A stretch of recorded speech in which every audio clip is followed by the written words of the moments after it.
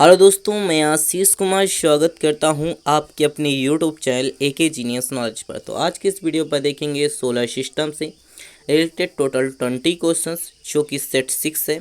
इसके पिछले वीडियो आपको डिस्क्रिप्शन बॉक्स पर उनकी लिंक मिल जाएगी, जहां से जाकर के आप प्ले लिस्ट पर देख सकते हैं।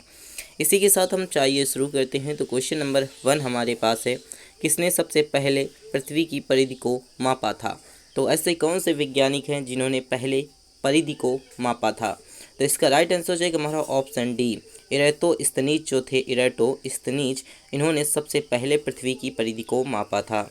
इसी के साथ बात कर लेते हैं दूसरे नंबर के क्वेश्चंस की तरफ। तो दूसरे नंबर का क्वेश्चन हमारे पास है, पृथ्वी पर ध्रुवीय व्यास उसके विस्तृत व्यास का कितना कम है? तो पृथ्वी का जो ध्रुवीय व्यास है उसके विस्तृत व्यास से कितना कम है? तो इसका राइट आंसर हो जाएगा हमारा ऑप्शन बी, 43 किलोमीटर कम है।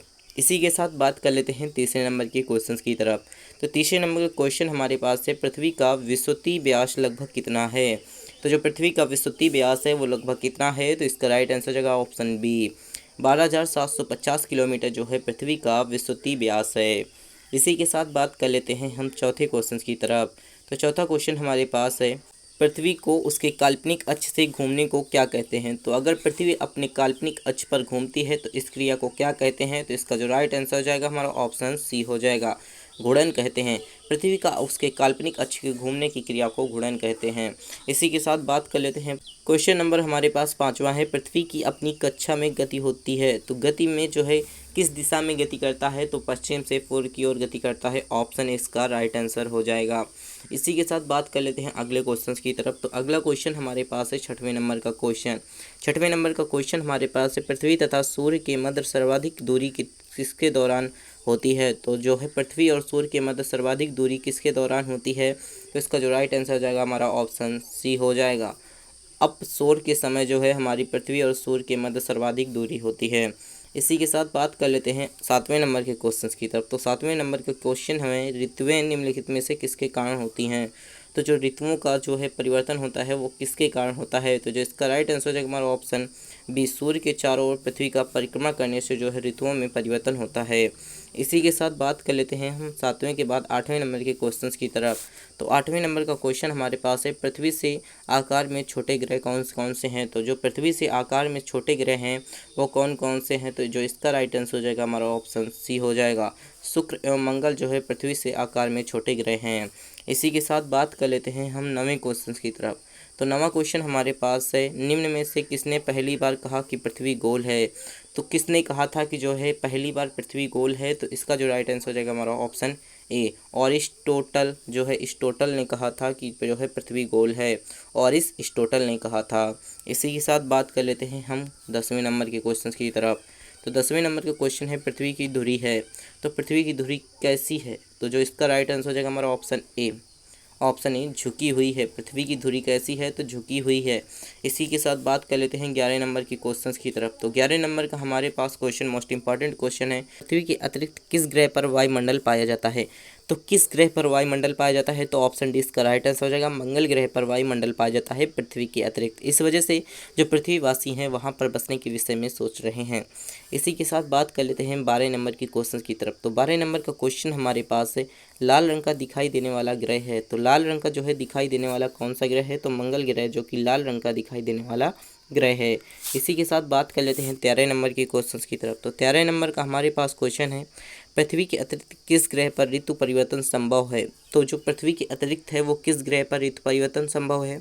तो ऑप्शन डी सी इसका राइट आंसर हो जाएगा, मंगल ग्रह पर जो है पृथ्वी के अतिरिक्त ऋतु परिवर्तन संभव है। इसी के साथ बात कर लेते हैं 14 नंबर की क्वेश्चंस की तरफ। तो 14 नंबर का क्वेश्चन भी मोस्ट इंपॉर्टेंट क्वेश्चन है, पृथ्वी के अतिरिक्त किस ग्रह पर मानव उपस्थिति का संभावना है? तो पृथ्वी की जो अतिरिक्त किस ग्रह पर मानव उपस्थिति की संभावना है? तो ऑप्शन इसका राइट आंसर हो जाएगा, मंगल ग्रह पर जो कि मानव उपस्थिति का संभावना है। इसी के साथ बात कर लेते हैं 15 नंबर के क्वेश्चन की तरफ। तो 15 नंबर का क्वेश्चन भी मोस्ट इंपॉर्टेंट क्वेश्चन है।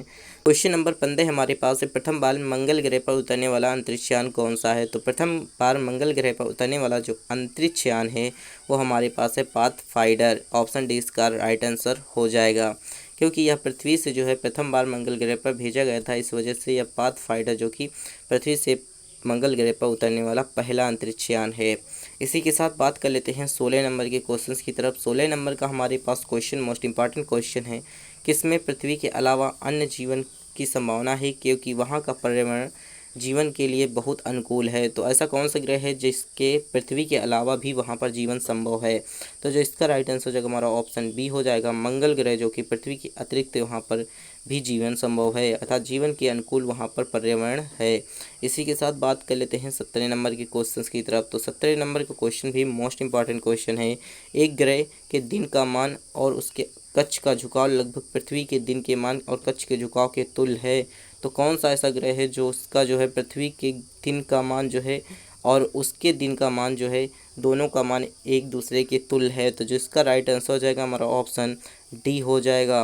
मंगल के विषय में जो है यहाँ पर बताया गया है कि जो एक ग्रह का दिन का मान जो है वो पृथ्वी के दिन के मान और झुकाव जो है लगभग कक्ष का झुकाव उसके झुकाव के तुल्य है। इसी के साथ बात कर लेते हैं 18 नंबर के क्वेश्चंस की तरफ। तो 18 नंबर का भी क्वेश्चन मोस्ट इंपॉर्टेंट क्वेश्चन है। तो यहाँ पर हमारे पास दिया हुआ है, सौरमंडल का सबसे छोटा ग्रह कौन सा है? तो जो सौरमंडल का सबसे छोटा ग्रह है वो है डीमोस। डीमोस जो है सौरमंडल का सबसे छोटा ग्रह है। इसी के साथ बात कर लेते हैं अगले क्वेश्चंस की तरफ। तो अगला क्वेश्चन हमारे पास है 19 नंबर का क्वेश्चन। 19 नंबर का क्वेश्चन है हमारे पास है, रात्रि को आकाश में कौन सा ग्रह लाल दिखाई देता है? तो लाल कलर की बात करें तो यहाँ पर मंगल ग्रह, जो कि आकाश में देखने पर हमें रात्रि में लाल दिखाई देता है। इसी के साथ बात कर लेते हैं अगले क्वेश्चन की तरफ। तो अगला क्वेश्चन 20वां नंबर का क्वेश्चन है, सौरमंडल में सबसे बड़ा ग्रह कौन सा है? तो जो सौरमंडल में सबसे बड़ा ग्रह है तो वो ऑप्शन सी इसका राइट आंसर हो जाएगा, बृहस्पति ग्रह, जो कि सौरमंडल का सबसे बड़ा ग्रह है। अगर आपको हमारी वीडियो अच्छी लगे तो वीडियो को लाइक करें, अपने दोस्तों के साथ शेयर करें, चैनल पर नए हैं तो चैनल को सब्सक्राइब कर दीजिए। Thanks for watching this video.